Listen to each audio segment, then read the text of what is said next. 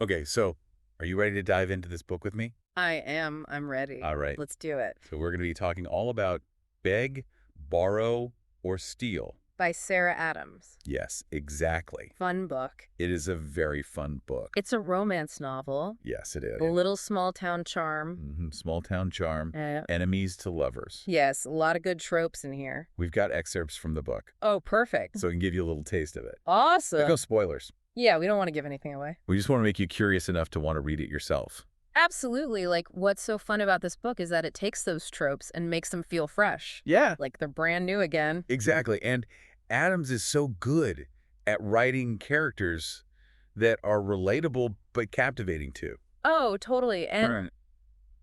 so let's talk about Emily Walker. Yeah, she's our main character. She's a second-grade teacher in Rome, Kentucky.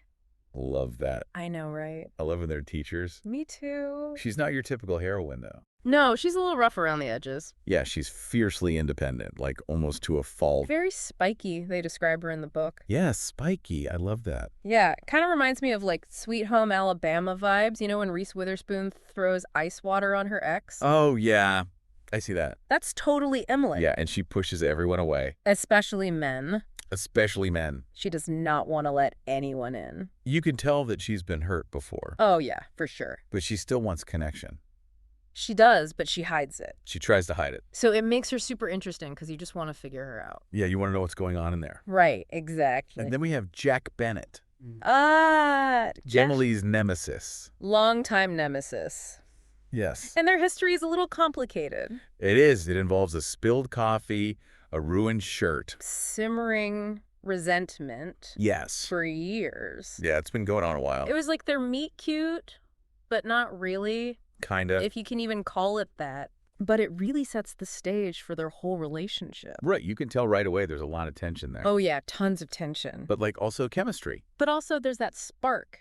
Yeah, they try to ignore it though. Oh, they try so hard. But they keep running into each other all the time. in the most awkward ways. Oh my gosh, in such awkward, hilarious ways. Like the information dish casserole. Oh, with Mabel. Yes, You'll die laughing. you will. Yes, so good. That really captures that small town charm. So perfectly. Yeah, where everybody knows everybody's business. Everyone's in everyone's business. And those nosy neighbors are the ones that push Emily and Jack together, Oh, they are always meddling. even though they don't want to be together. Which is so funny. But here's where things get really interesting. Okay, tell me.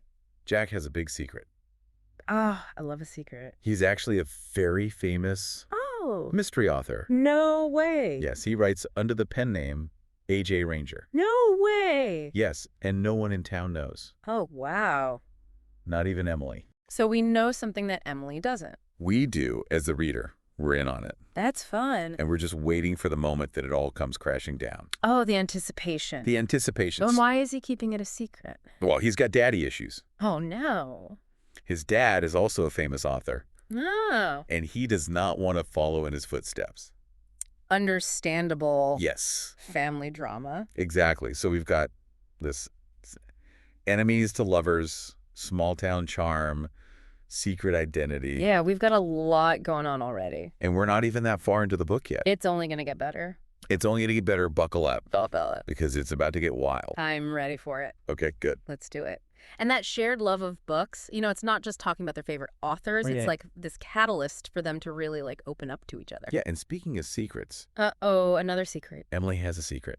Oh, tell me. She's secretly writing a romance novel. Oh. And guess who discovers her manuscript? Oh, of course he does. And he becomes her editor. Oh, this is good. This is so good. Yeah, so we have these two very strong-willed people. Who hate each other. Well, they don't hate each other. Okay. Strongly dislike each other. Yes, very much so. Forced to work together Yeah. on a love story And a love story. that they are writing together. It's very meta. It's very meta. I love it. And it's so funny, like, you can just imagine these writing sessions. So awkward. Awkward and hilarious. Especially when Jack starts to critique Emily's sex scenes. Oh, my God. Talk about awkward. Right. But it's really, I think it's brilliant. Yeah. Because it's like you're reading their attraction play out in the book and in real life. Right, like, is it art imitating life or... Or life imitating art. Yeah. And they both have so much baggage. Oh, they do. Like Emily has this deep fear of vulnerability. Yeah, and commitment. Especially after past heartbreak. Right. She does not want to get hurt again. Remember that scene when she freaks out during the storm? Oh, yeah. It's more than just the storm. Right. It's like years of, her parents' death, and it all just kind of bubbles up, and she just panics. She panics. You really see that vulnerability there. Yeah, she can't trust. And Jack has his own baggage. Oh, he does. He's got that family legacy. Mm-hmm. The famous author father. Always trying to, live up to that. Live up to or get out of the shadow of. Right. Exactly. But they find solace in each other's struggles. Yeah, it's like they finally have someone who understands. Right. And it's not just physical attraction. Even though there is that, too. Oh, there is. But there's just, this recognition of a kindred spirit. Yeah. Oh, you get me. You get me. They see each other's flaws, and it makes them even more drawn to each other. Yeah. And it makes their connection stronger. And we see these little turning points. We do. Like when Emily confides in Jack about her fear of storms, and he's just so kind to her. He is. It's really sweet. Yeah. Or when they're working on the book and he challenges her. To go deeper. Yeah. Which forces her to look at her own life and her own emotions. Yeah. I love when he says, this is good. But dig deeper. Yes, exactly. You could do more. More. It's almost like, Emily's book is a mirror for their relationship. I was just thinking that. Her character's fears are so similar to her own. It makes you wonder if she's writing her own story or just projecting. Right. I think it's a little bit of both. Probably. It's definitely something to think about as you read. It's definitely. And the book is funny. Oh, it's hilarious. Adam's comedic timing is perfect. She is so funny. I mean, we've got Emily's sass. Jack's dry wit. And those crazy townspeople. Oh, Mabel. Media. The gossip queen with her information dish casserole. Oh my gosh, it's so good. And then there's Phil and Harriet at the market. They're always bickering. Oh, they're my favorite. But you can tell they love each other. Deep down, yeah. It just really feels like you're stepping into this real community. A little quirky community. Well, yeah, with all these funny, lovable people. That sense of community. Yeah, that sense of belonging. It's like what makes Rome so special. Right. And not just for Emily. Yeah. Jack feels it too. He's been hiding for so long. Yeah, living this double life. And in Rome, he can finally let his guard down. Yeah, it's like he can finally be himself. Yeah. Which is really sweet. And of course, they have their flaws.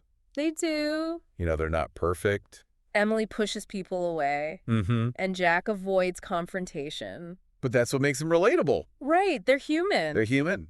They make mistakes. They mess up. But that's what makes their love story so powerful. Right. It's not about finding someone who completes you. No. It's about finding someone who accepts you. Accepts you. For all that you are. Warts and all. Warts and all, exactly. And that brings us to the big secret reveal. Dun, dun, dun, dun. Remember that ticking time bomb? Yeah. It explodes. When Emily finds out who AJ Ranger is, and it's Jack. Oh my gosh. The man she's falling for. The man she hates. Kind of hates, but also has the hots for. Yeah, we all know it. It's a lot for her to process. Right. She feels betrayed and confused. It throws everything off. Yeah, and for Jack. Yeah, he's terrified. He's terrified. He's been hiding for so long. And now everyone knows. And he's afraid of what Emily will think. Right. Will she reject him? Yeah, will she be mad? So it really puts their relationship to the test. It does. But, it makes for good drama. Oh, for sure. We love a little drama. A little angst. A little angst. Keeps things interesting. It does. So what happens next? Well, we'll have to wait for part 3 to find out. Ooh, a cliffhanger. It's a reminder that we can grow from some pretty crazy places. Yeah, like a love-hate relationship with a mystery author. Exactly. So let's talk about the climax of the book. Okay. Jack finally tells Emily how he feels. Mm-hmm. He just lays it all out there. He does. He's like, I've been fighting these feelings for years. Yeah. And I've been an idiot.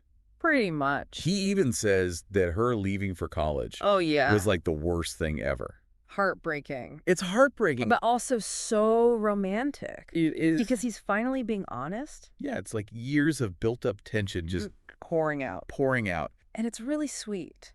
It is sweet. And Emily's reaction is perfect. Yeah, she's overwhelmed. Shocked. Yeah. Confused. Yeah. She wants to believe him, Mm-hmm. but that fear is still there.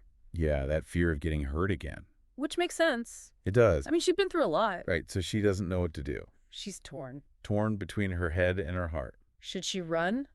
Should she stay? It's a tough spot. And this is where her sisters come in. Oh, the sisters. Annie and Madison. You're the best.